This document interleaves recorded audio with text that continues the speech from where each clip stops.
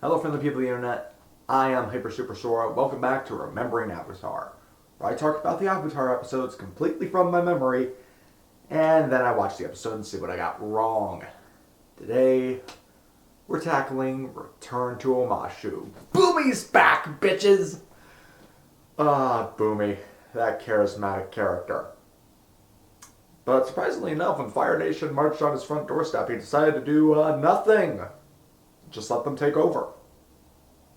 Just like that.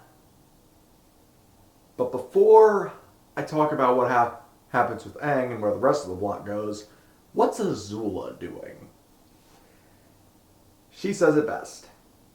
The Royal Guard is a bit conspicuous. I need a small elite team. So she starts getting her small elite team of some of her old friends.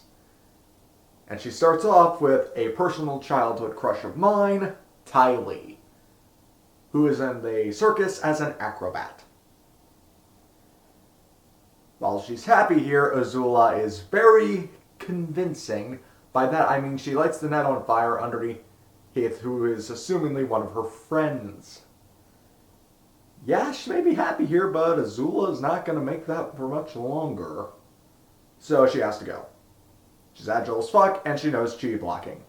She's also just so adorable. The second person she gets is an old friend named May, an ex-lover of Zuko.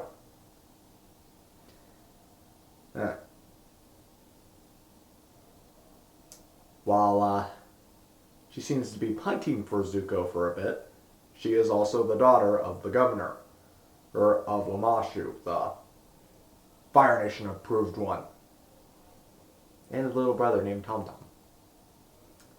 She is bored out of her fucking skull.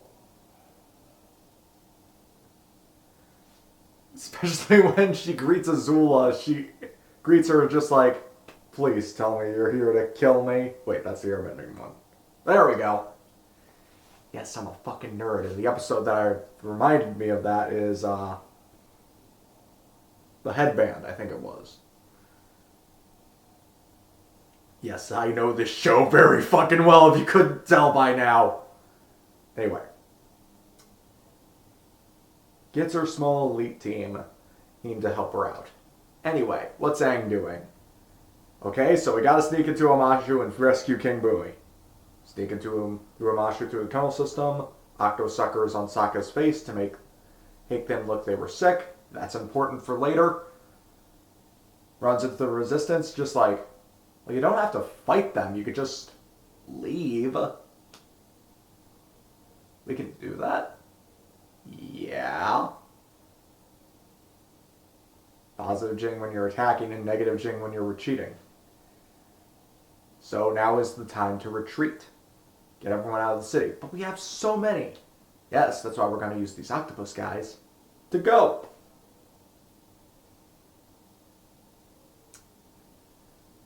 And a little curious Tom Tom comes with them on their plague escape. Grabbing onto Momo's tail because never seen a lemur before, so ooh, shiny. Well, furry in this case. Of course, the parents are distraught and they offer a trade. King Bumi for their son. And that goes awry.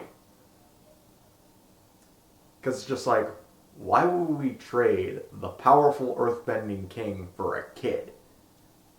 Of course, this is Azula who's saying this, but plans to kill Aang anyway, so... But the bitch kind of move is, May, that's your little brother. I cannot speak for certain since I am not an older brother myself. Hell, I am in fact a only child, youngest child, blah blah blah. It's a whole story that I'll get into probably never on this channel. But the show complete disregard for one's own sibling. He's maybe like 2 or 3. He hasn't done anything to like warrant this. Did the parents do something by warranting this? The expression that fits Mei Li combine May and Ty Lee.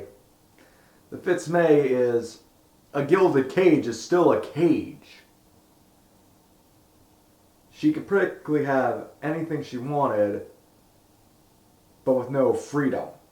Argument of freedom versus happiness. That's kind of an oxymoron statement, if you ask me.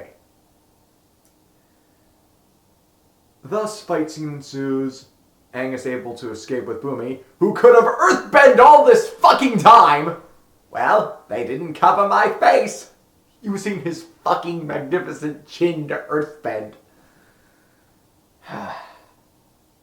But he decides he's going to stay captured. Yeah, you got positive Jing when you're attacking, and negative Jing when you're retreating. And neutral Jing, where you do nothing. There are 3 Jings. Well, technically there are... What's the exact number? 37, I want to say it is. 37 Jings. But let's just focus on the first 3. And one of the key things of earthbending is neutral Jing. Doing nothing. Waiting and listening before striking. Basically, let your opponent do the first move before you counter them and destroy them completely. Put a pin in that, that's going to be very important later. So, they drop off the little tom-tom to his parents. They leave Bumi behind. That's off to try to find an earthbending teacher for Aang. Is there anything I'm really missing? Anything I could think of? Yeah, Ty Lee's chi blocking can nullify bending. And May goes at one point, what will you do without your bending? Neither of them are benders. And Sokka just hits her with a boomerang and going, I'll see, I seem to manage. But, anything else I can really say? There's a gaudy statue of Ozai that Bumi's gonna make fun of later. But I think that's it. Not really much more to say. It's a good episode, I like it, but I think I'm missing out on some stuff. So let's just get into the episode and find out. Okay, so just got done watching the episode. It was 85 Jings. 85. God damn it. Pretty much hit the nail on the head. Except I forgot to mention that Aang returned Tom Tom back to the governor and his wife, May's mom and dad. And I was questioning myself, wait, is there not a Zuko part of this episode? No, there wasn't. And looking at the next 2 episodes, I know one of them doesn't have one. I believe it doesn't. The second one, I'm not so sure.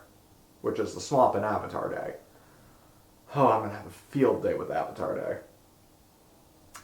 I also forgot that Flopsy was in this episode. You know, King Bumi's pet. I completely forgot about him. Oh, shit. Sorry, Flopsy. I love you.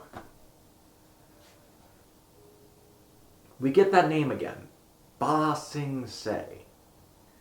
That name, the last Earth Kingdom, the last stronghold of the Earth Kingdom, the capital of the Earth Kingdom. The impenetrable city of Ba Sing Se. Except when Iroh did it and his son died because of it. We get another hint of Ba Sing Se. And, oh, I am so looking forward to getting there. I have so many things to say about Ba Sing Se. Especially since Aang's never been there. But this is not about Ba Sing Se, this is about Omashu. Or, as Azula is going to call it, the City of New Ozai. New Ozai. Not a bad name, but I would prefer, you know, Mark Hamill. Hamillville, perhaps? Workshop it. Yeah. I also forgot to bring up one point, because I forgot about it, is that the Earth Kingdom Resistance is planning on to murder children. There was a part where the governor's wife, May's mom, May, and her little brother are walking with some armed guards. And they plan to just hurl some fucking giant rocks at them. May is a child. She's underage. And Tom Tom, going by the expert opinion of my mother, is approximately 1 year old. Yeah, I don't find murdering children to be that good of a standing ground of being the morally right character. That's why we're following Aang and the gang, since they are the morally superior people. Even when the trade goes awry between King Bumi and Tom Tom, Aang still returns Tom Tom to his parents. Now, while the guy defends himself, it's just like, well, his Fire Nation will grow up to be a killer. Really? Are they really born, or are they really made? Would you say you were born to be a killer? Mr. I would gladly murder children? Yeah, I'm not going to get over that fact. Fuck you. Oh shit, now that I think about it, every time people try to murder the gang, it's just like, yeah, you want to murder kids? Oh my fucking god. It has awakened in me. Oh shit. Before that existential crisis fully creeps in, yeah, Bumi's rescued for like 5 seconds, then he has to reveal, I gotta stay here. I gotta stay here for a solar eclipse, but I'll see you in season 3. Not really much more I could say about this episode, other than, again, this is how Azula treats her friends, by almost killing Ty Lee. Imagine how she treats her enemies. You don't need to imagine it, we see it. Several times in this season. But, anything else I can really say? This episode was good. I like this episode. Return to Omashu, I think, is a good episode. I think it's well paced, has a good action. I think its themings are good. And Bumi. Anytime Bumi shows up, it's a good time. And Neutral Jing. What do you do? Nothing. 85 fucking Jings, and we only know 3. Get on to that, Avatar creators. I want 85 of these fucking things for me to write down.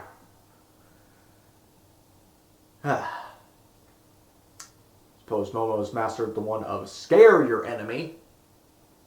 But then again, Momo is an outer god that's probably mastered all 85 Jings and then some.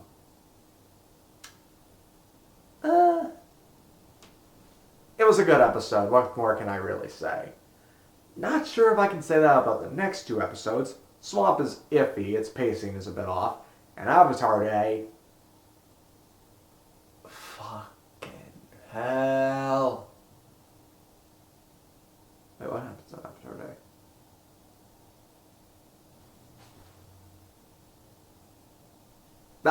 That is going to be a challenge for Avatar Day. Me trying to remember what happens in Avatar Day. Anyway. Yeah. Returning to Omashu was a great episode. Even though Katara did pretty much let the baby play with a weapon. It's a bad idea. Bad parenting aside, Return to Omashu was good. I did like this episode. What did you guys think of it? Leave your thoughts in the comment section down below. Leave a like on the video if you liked it. And subscribe for more doing nothing, which is basically what I've done all day. And hit that little notification bell to see when I upload all the time. Until next time, in Hyper Super Sora, sayonara.